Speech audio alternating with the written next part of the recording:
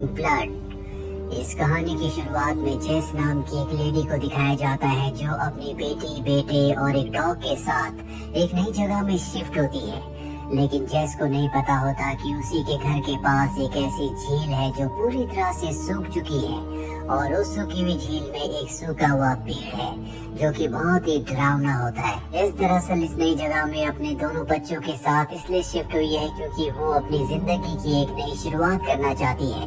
पहले वो बहुत ज्यादा नशा करती थी जिस वजह से उसके दोनों बच्चे उसके हस्बैंड के साथ थे और वो अपने पिता से बहुत करीब थे।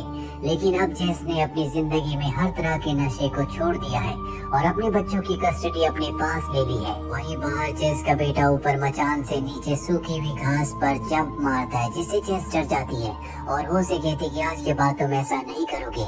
दरअसल जेस नहीं चाहती कि किसी भी लापरवाही की वजह से उसके बच्चों की कस्टडी उससे वापस ले ली जाए। जेस का बेटा अपनी मॉम से कहता है कि आज के बाद मैं ऐसी गलती कभी नहीं करूंगा और ये तीनों के तीनों अंदर चले जाते हैं। लेकिन इनका जो डॉग होता है वो जंगल की तरफ अजीब नजरों से घूर घूर कर देख रहा होता है। ऐसा लगता है मानो जैसे वो किसी को देख रहा है लेकिन सामने कोई भी नहीं होता।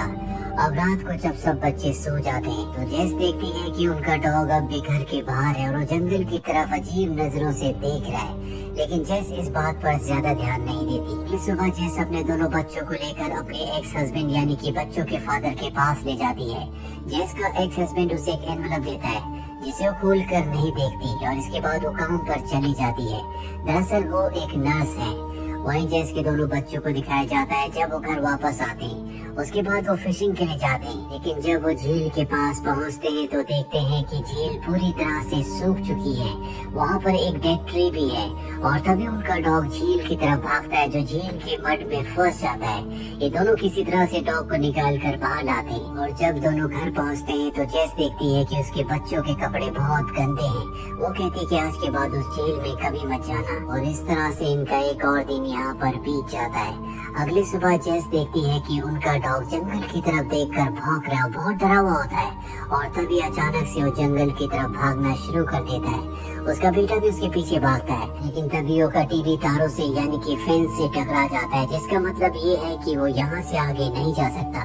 इसीलिए उसे घर वापस लौटना पड़ता है। वो पूरा दिन उसका इंतजार करता है लेकिन उसका डॉग वापस नहीं आता और अगली सुबह वो अपने डॉग को ढूंढने के लिए निकल पड़ता है। उसने बहुत सारे ब्रोशर्स बनाए होते हैं ताकि किसी को भी उसका डॉग मिले तो वो उसे इन्फॉर्म कर दे। जेस अपने बेटे को ढूंढते हुए उस तक पहुंच जाती है और उसे समझाती है कि डॉग वापस अपने आप ही घर आ जाएगा।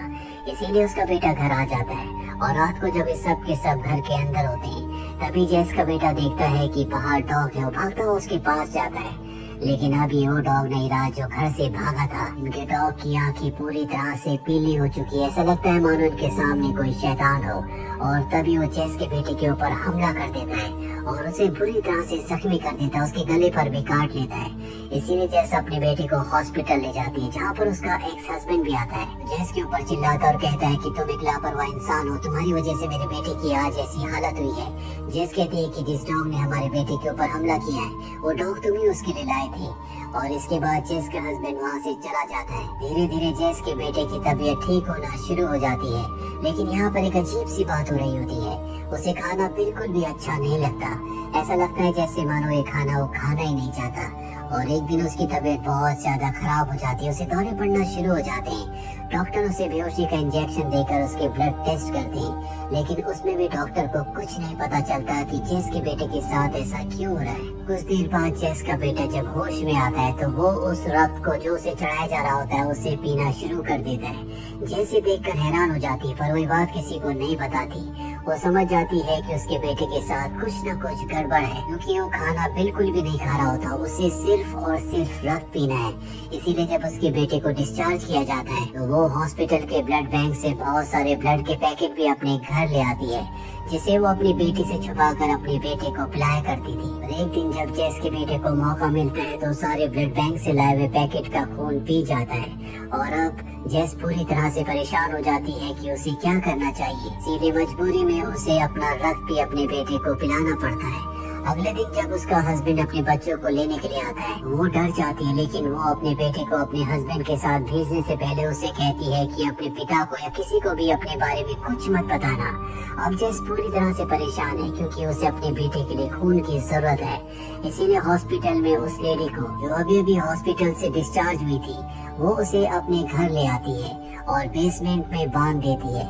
इसके बाद वो उसका खून निकालना शुरू कर देती है। दरअसल जेस को पता है कि अगर उसने ऐसा नहीं किया तो उसके बेटे की मृत्यु हो जाएगी, इसीलिए मजबूरी में उसे ऐसा करना पड़ता है। वो अपने बेटे को अब स्कूल भी नहीं भेजती, हालांकि उसने अपनी बेटी को इस बारे में कुछ नहीं बताया होता, लेकिन उसकी बेटी को कहीं न कहीं पता होता है और इस बात को अपनी मॉम से डिस्कस नहीं करती। एक दिन उसकी बेटी देखती है कि बेसमेंट के दरवाजे पर ताला लगा हुआ है, इसीलिए बाहर से वो बेसमेंट के अंदर देखती है, जहाँ पर उसे वही लेडी बंधी हुई दिखती है। वो किसी तरह से अंदर जाती है और उस लेडी को खोल देती है, पर तभी वहाँ पर जेस आ जाती है। इसे देखकर उसकी बेटी छुप जाती है, पर जेस को पता चल जाता है कि उसकी बेटी यहीं पर है और अब वो अपनी बेटी को अपने साथ ऊपर ले जाती है और उसे बताती है कि अगर मैंने ऐसा नहीं किया तो हम तुम्हारे भाई को खो देंगे। ये सब बातें सुनने के बाद जेस की बेटी उसका साथ देने के लिए तैयार हो जाती है। अगले दिन जब जेस नीचे बेसमेंट पे जाती है तो वो बूढ़ी औरत कहती है कि मैं तुम्हारा साथ देने के लिए तैयार हूँ। जेस उसे खोल देती है, जिसके बाद वो उसके ऊपर हमला करके वहाँ से भागने की कोशिश करती है और ठीक उसी वक्त बाहर पुलिस भी आ जाती है, जो उसी बूढ़ी लेडी को यहाँ पर ढूंढने के लिए आई होती है जिसे जेस ने अगवा किया है। पर इससे पहले कि वो बाहर जाती है, जेस पीछे से उसके ऊपर हमला करती है, जिससे वो बेहोश हो जाती है और इसके बाद बाहर जाकर वो पुलिस को कहती है कि मैं उस लेडी के बारे में कुछ भी नहीं जानती। तो अगले दिन जेस के दोनों बच्चे अपने फादर के घर जाते हैं और वहाँ पर जेस का बेटा अपनी स्टेप मदर यानी कि उसके फादर की जो नई वाइफ है उसे बड़े ध्यान से देख रहा होता है। जेस की बेटी ये देख लेती है। इसके बाद वो उसे गाड़ी के पास लाकर कुछ पीने के लिए देती है, जो उसकी मॉम ने उसे दिया था, और ये खून है। और अब जेस की बेटी समझ चुकी है कि उसका भाई अपने ऊपर से कंट्रोल खो रहा है और ये बात घर आने के बाद वो अपनी मॉम को बताती है और जेस किसी भी कीमत पर अपने बेटे को जिंदा रखना चाहती है, इसीलिए वो तय करती है कि वो उसकी मदद करेगी। वही जिस लेडी को उसने किडनैप किया होता है वो किसी तरह से घर से बेसमेंट से भाग जाती है और जब वो जंगल की तरफ भाग रही होती है तो जेस का बेटा भी उसका पीछा करता है। उसे सामने नहीं दिखता और फेंस से टकरा जाती है, जिससे उसकी मृत्यु हो जाती है। जेस भी वहाँ पर पहुँच जाती है, जिसके बाद जेस उसे दफना देती है। दरअसल उसका बेटा पूरी तरह से कंट्रोल से बाहर हो चुका है, वही बात जानती है, लेकिन अब भी वो अपने बेटे का साथ देना चाहती है, इसीलिए वो अपना खून उसे पिलाती है। वही अगले दिन जेस की बेटी उस सूखी हुई झील के पास जाती है, जहाँ पर उसे वो सूखा हुआ डेड ट्री दिखता है जो अजीब सा होता है, और जब वो उसके पास जाती है तो वहाँ पर उसे बहुत अजीब चीजें दिखती है। और ये बात बताने के लिए जब वो अपनी मॉम के पास वापस लौट कर आती है तो देखती है कि वहाँ पर उसके पिता है, जो वहाँ पर कुछ लोगों के साथ है। दरअसल ये चाइल्ड प्रोटेक्टिव सर्विस के लोग होते हैं, जिन्हें यहाँ पर इन बच्चों के पिता लेकर आए हैं, क्योंकि जेस अपने बेटे को स्कूल नहीं भेजती, इसीलिए उसके फादर को लगता है कि वो बच्चों पर ध्यान नहीं दे रही, और अब वो अपने बच्चों को अपने साथ ले जाता है, जहाँ पर अब जेस के दोनों बच्चे उसके पिता के साथ हैं। घर पर आने के बाद जेस के बच्चे देखते हैं कि उनके फादर का एक और बच्चा है जो उनकी स्टेप मदर से है, और जेस का बेटा उस बच्चे की तरफ अट्रैक्ट हो रहा होता है, पर इससे पहले कि वो उस बच्चे को नुकसान पहुँचाता, वहाँ पर उसकी बहन आ जाती है और उसे अपने साथ उसी जंगल के पास ले जाती है, जहाँ पर वो सूखी हुई झील है।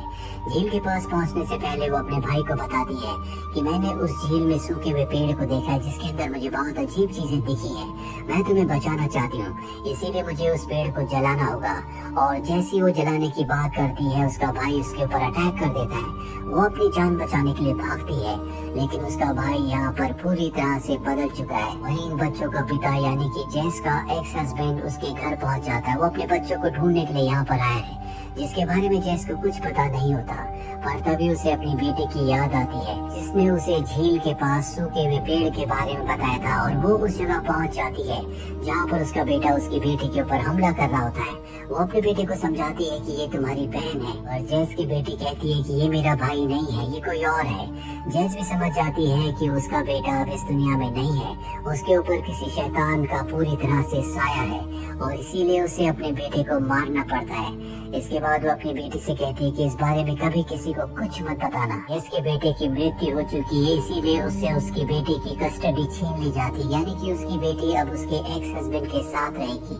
और अब जैस उस झील के पास जाती है और उस सूखे हुए पेड़ को जला देती है। जैस इसके बाद अपने लिए एक और डॉग ले आती है। उसके साथ वो शाम को जब खेल रही होती है तभी वो बॉल फेंकती है, और जब वो डॉग बॉल लेने के लिए जाता है तो अचानक से रुक जाता है। और ठीक उसी तरह से जिस तरह से इनके पहले डॉग ने एक तरफ देखना शुरू कर दिया था, ये भी उसी तरफ देख रहा होता है, और ये वही डायरेक्शन होती है जहाँ पर वो सूखा हुआ डेड पेड़ था। इसका मतलब ये है कि जेस के उस पेड़ को जलाने के बाद भी वो चीज जो उस पेड़ के अंदर थी, जिसकी वजह से जेस ने अपने बेटे को खो दिया, वो अब भी आसपास ही मौजूद है।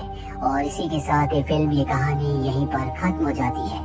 उम्मीद करते हैं कि ये कहानी आपको पसंद आई होगी।